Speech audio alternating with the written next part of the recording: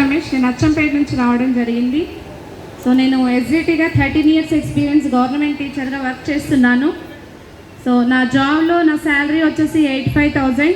మా husband school assistant, so తను కూడా 95,000. ఇద్దరికి కలిపేసి 1,60,000 1,70,000 ఇన్కమ్ వస్తుంది. సో మామయ్య రిటైర్డ్ ఏఆర్ఎస్ఐ, అన్నయ్య సిఐగా వర్క్ చేస్తున్నారు. బట్ వెస్టేజ్ అంటే ఈరోజు గుండెల్లో పెట్టుకొని వర్క్ చేస్తున్నాం. సో ఎందుకు అంటే దీంట్లో లైఫ్ ఏందో, నా జాబ్లో ఇప్పుడు దాకా ఎంప్లాయీస్ చాలా మాట్లాడారు వచ్చి. సో నిజంగా గవర్నమెంట్ జాబ్ అనేసి మన లైఫ్ అయిపోయినంత వరకు దానికోసమే ఎదురు చూస్తున్నాం. సో వేరే ఆలోచన లేకుండా లైఫ్ స్పాయిల్ చేసుకుంటారు.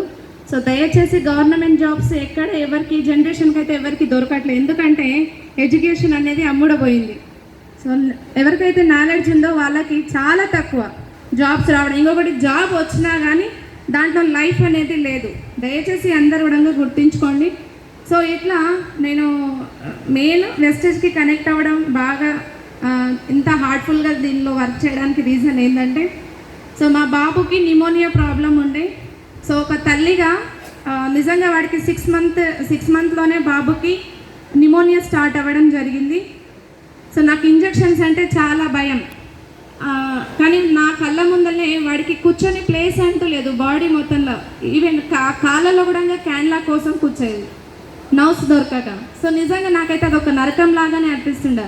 తల్లిగా నేను ఏం పాపం చేసిండ్రా బాబు, దేవుడు ఈ విధంగా శిక్ష అనిపిస్తున్నాడు నాకు అనేసి అనుకునేదాన్ని ఒక టైంలో. సో అలా హెల్త్ ప్రాబ్లం ఉన్న నేను సప్లిమెంట్స్, వెస్టేజ్ అంటే ఫస్ట్ సప్లిమెంట్స్ కోసమే రావడం జరిగింది. సో అట్లా సప్లిమెంట్స్ మా బాబుకి Respocare, Indigo protein powder, multivitamin gummies use చేసిన తర్వాత సో 2.5 years నుంచి అవే ప్రోడక్ట్స్ యూజ్ చేసినాం. ఇప్పటి వరకు కూడా మా బాబుకి కరోనా అనేది రిపీట్ అవ్వలేదు. రెస్పిరేటరీ సిస్టమ్ నిమోనియా అనేది రిపీట్ అవ్వలేదు. సో ఒకసారి చూడండి. సో అలా నెక్స్ట్ వచ్చేసి అగ్రికల్చర్ ప్రోడక్ట్స్ అంటే 15 years మామయ్య రిటైర్డ్ అయిన తర్వాత, సో రిటైర్డ్ అయినాక గవర్నమెంట్లో ఏమంటుంది అంటే ఇంకా చేత కాదేసి ఇంట్లో కూర్చోనేసి 40,000 కాస్త 20,000 ఇచ్చేసి నెలకు ఇచ్చేసి ఇంట్లో కూర్చుంటారు. అవునా కదా? సో కానీ వర్క్ చేసే వాళ్ళు కూర్చుంటారా? 20,000 అనేది సరిపోతుందా ఇప్పుడు? సో అట్లా ఏం చేయాలని ఒక 15 acres ల్యాండ్ అచ్చంపేట దగ్గరలో ఉంటుంది. సో అక్కడ వ్యవసాయం చేస్తాడు మామయ్య.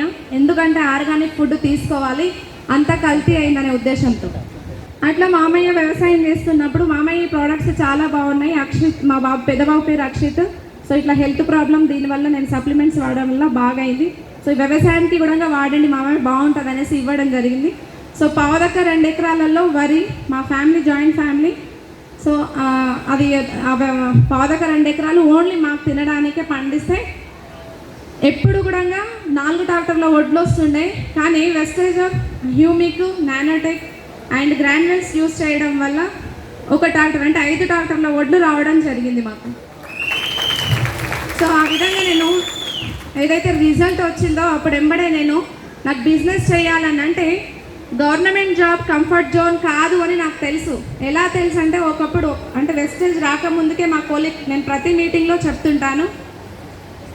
సో మా కొలీగ్ ఒక యాక్సిడెంట్లో చనిపోతే తనకి శాలరీ 70,000 తను చనిపోయినప్పుడు. కానీ చనిపోయిన తర్వాత తన శాలరీ గవర్నమెంట్ ఇచ్చేది 3,000 మాత్రమే పంపింది. సో నేను అప్పుడు అనుకున్నా, 70,000 శాలరీ డిజైన్ అయిన ఫ్యామిలీ ఎలా ఉంటుంది ఒక్కసారి ఆలోచించండి. బాగుంటుందా? మరి 3,000 పాల బిల్ అన్న అవుతుందా? మరి ఎలా బతకాలి? సో అప్పుడు నాకు నిజంగా నేనున్నది కంఫర్ట్ జోన్ కాదు అనేసి ఏదైనా చేయాలంటే దేవుడు నిజంగా ఈ అవకాశాన్ని పంపించిందని అనుకుంటున్నా.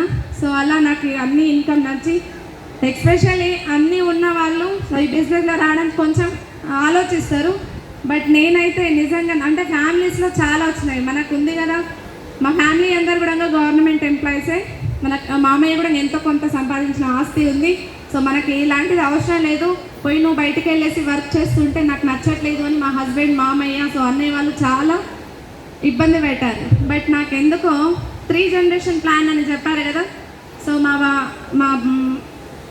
మా ఆయనకు నేను ఒకటే చెప్పాను, సరే మీ నాన్న నీకైతే ఇల్లు ఇచ్చాడు, ఎంతో కొంత ఆస్తి ఇచ్చాడు కదా, రేపు మనకు 3 కొడుకులు, మరి నువ్వేమి ఇస్తున్నావు నీ పిల్లలకని నేను చెప్పడం జరిగింది.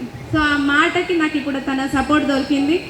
సో అట్లా ప్రతి ఒక్కరు కూడా జాబ్స్ కోసం వేచి ఉండకండి. ఎందుకంటే రాబోయే రోజుల్లో డైరెక్ట్ సెల్లింగ్ యొక్క పొటెన్షియాలిటీ నిజంగా మీరు ఎక్స్పెక్ట్ చేయలేరు.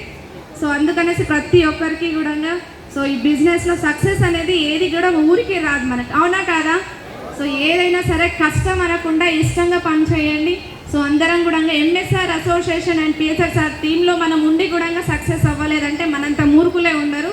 సో ఖచ్చితంగా మనము కష్టం కాకుండా ఇష్టంగా తీసుకొని ఇష్టంగా వర్క్ చేసి సక్సెస్ ఇచ్చి మన ఫ్యామిలీకి మనం భరోసాగా నిలబడదాం. సో ఈ అవకాశం ఇచ్చిన గురువు గారికి సో ఎక్స్పెషల్లీ నేను నిజంగా 2 years నుంచి జర్నీ ఏ రోజు కూడా నేను క్విట్ అవ్వాలి, టీం రాలేదు అని. సో వచ్చినా రాకుండా నేను నిలబడ్డా ధైర్యంగా. దానికి మెయిన్ కారకులు సో ఎంఎస్ఆర్ గురువు గారు. Thank you so much sir.